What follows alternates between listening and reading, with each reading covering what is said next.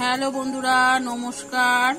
আজকে আবার একটা দারুণ স্বাদের রেসিপি নিয়ে চলে এসেছি। আজকে করব তালের বড়া। অনেক বন্ধুরা বলে তালের বড়া শক্ত হয়ে যায়, নরম হয় না। তাদের বলছি আজকে আমার এই রেসিপিটা ফলো করো, তাহলে কিন্তু তালের বড়াটা নরম হবে। আর একদিন দুদিন ধরে খেলেও কিন্তু সেই একইভাবে নরম থাকবে, শক্ত হবে না। তাহলে চলো দেরি না করে রেসিপিটা শুরু করা যাক। সবার প্রথমে কিন্তু আমি একটা এখানে বড় পাত্র নিয়ে নিয়েছি।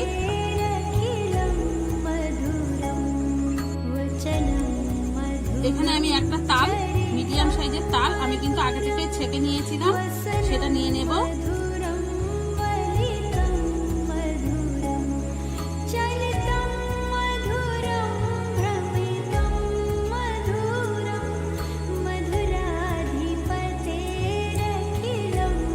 আর আমি এখানে না সুজিটা ভিজিয়ে রেখেছিলাম 1 ঘন্টা আগে, একদম ভিজে কত সুন্দর নরম হয়ে গেছে। সুজিটা আমি দিয়ে দেবো। এখানে কিন্তু আমি 1 প্যাকেট নিইনি, আমি হাফ প্যাকেট সুজি নিয়েছি। তোমরা তোমাদের পরিমাণ মতো নিয়ে নেবে।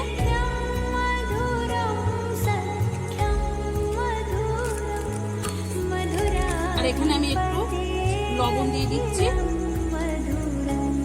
আর আমি আজকে বড়াটা আটা দিয়ে করব। তোমরা চাইলে কিন্তু এটা ময়দা দিয়েও করতে পারো, চালের গুঁড়ো দিয়েও করতে পারো।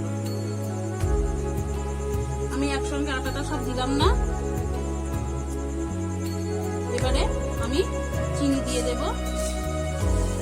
চিনিটা কিন্তু আমি গুঁড়ো করে নিইনি, তোমরা চাইলে কিন্তু চিনিটা একটু গুঁড়ো করে নিতে পারো।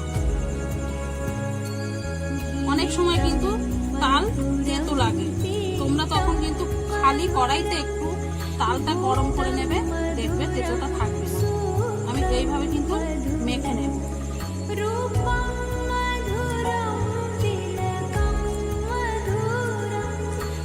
আমি এখানে আরেকটু চিনি দিয়ে দেবো। তোমরা তোমাদের পরিমাণ বুঝে যেমন যে মিষ্টি খাও, তোমরা কিন্তু মিষ্টিটা সেইভাবে দিয়ে নেবে।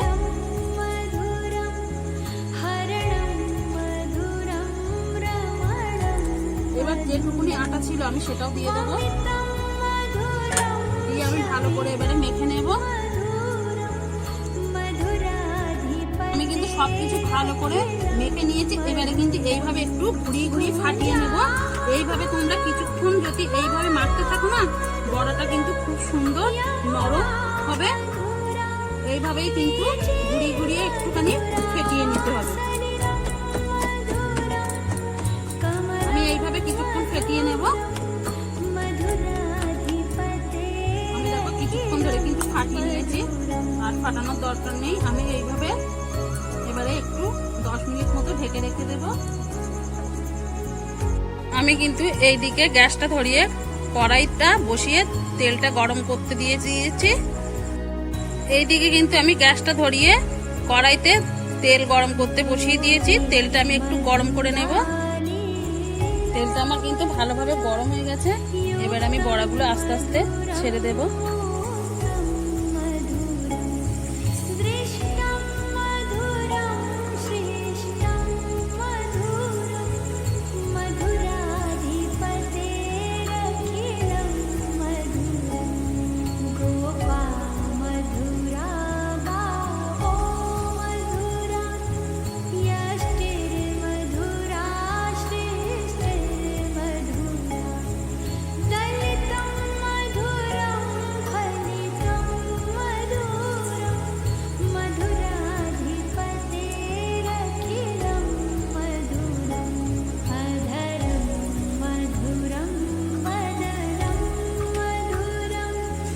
এবার বড়াগুলো আমি ভালো করে ভেজে নেব।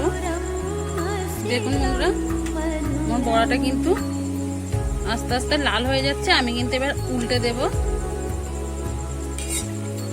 আর যখন কিন্তু বড়াটা ছাড়বে, গ্যাসটা কিন্তু তখন একটু জোর কম দিয়েই ছাড়বে, নাহলে কিন্তু তেলটা বেশি গরম হয়ে গেলে বড়াটা চট করে লাল হয়ে যাবে, আর ভেতরটা কিন্তু কাঁচা থেকে যাবে। বড়াটা কিছুক্ষণ দেওয়ার পরে তারপরে আস্তে গ্যাসটা একটু বাড়িয়ে দেবে। দেখো কত সুন্দর বড়াগুলো ফুলে ফুলে উঠছে বন্ধুরা। দেখো বড়াগুলো কিন্তু কত সুন্দর ফুলছে। আমি কিন্তু এইভাবে ভেজে নেব।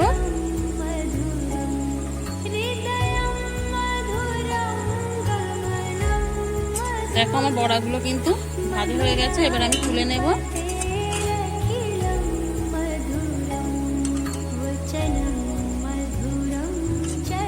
আমি কিন্তু এইভাবে আর যে বড়াগুলোও আছে সেগুলো কিন্তু আমি একইভাবে ভেজে নেব।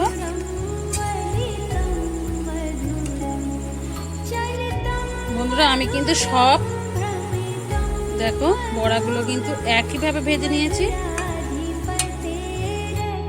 আমার বড়াগুলো কিন্তু সব ভাজা হয়ে গেছে, আমি সব বড়াগুলো কিন্তু আমি একইভাবে ভেজে নিয়েছি। এগুলো তুলে নিলে কিন্তু আমার বড়া ভাজা কমপ্লিট হয়ে গেছে। আর দেখো বড়াগুলো কিন্তু দেখো কত সুন্দর ফুলেছে। দেখো